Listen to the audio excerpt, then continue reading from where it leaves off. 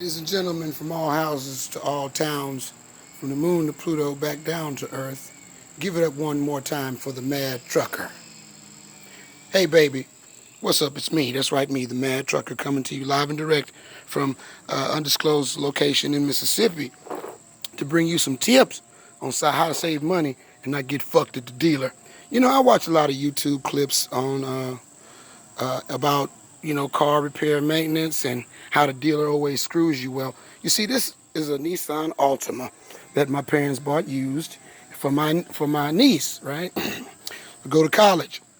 Well, this car has been sitting up for 2 years because I had to tow it back from the dealer after they paid over $3,000, and they were told by New South Ford Nissan that they couldn't fix it. So my thing is, okay, well, if you couldn't fix it, what did you spend $3,000 on?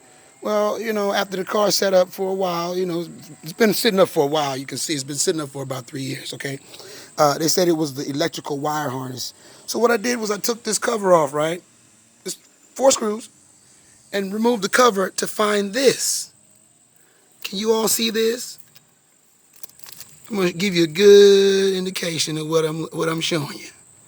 You see that? And they told my parents that the car would need a brand new wire harness. So shouts out to all you rat soup maggot-eating mechanics at New South Ford and Nissan that gypped my parents out of over $3,000 for doing absolutely nothing. And this is a public service announcement. If you live in the Meridian area, don't shop at a place that's going to do you like this. See, look at these wires. See these wires?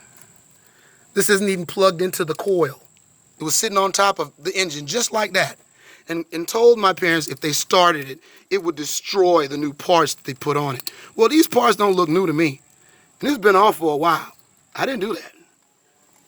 You mean tell me a mechanic didn't know that you have to plug the coil in to get the car to run? You see? Charged them over $3,000. Didn't even put this all the way back down. This is how I found this car.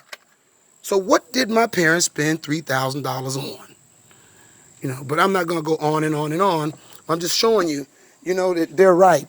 If you have a car, especially if you live in Meridian, and you don't want to get ripped off by a bunch of jackholes with fancy little commercials with jazz salesmen and stuff, and you just want to throw your money away, just take it to New South Ford Nissan. They'll be happy to take your cash and do absolutely nothing. This clamp wasn't even tightened. It wasn't even tightened.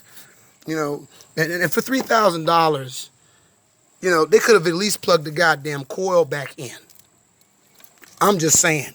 Call me fucking crazy. But anyway, that's all I got right now.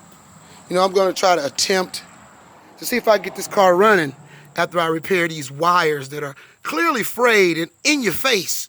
They're in your face, people. You see this shit? It's in your face. How could you not see that? How could you not see that this wire is melted? Let me show you all a good picture of that. And so look, you see they got this, right? Instead of putting this, instead of putting a new one, right? What they did was they put a fucking zip tie on it. Yeah, I guess that's $1,000. You see the power steering fluid.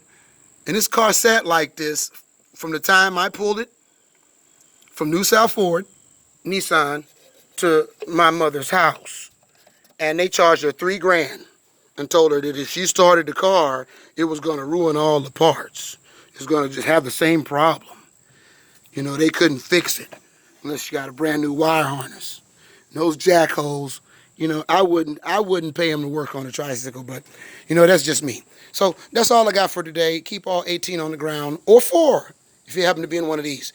Arrive there safe and sound, shiny side up and the dull side down. This is Mad Trucker saying shalom. I'm trying to get some.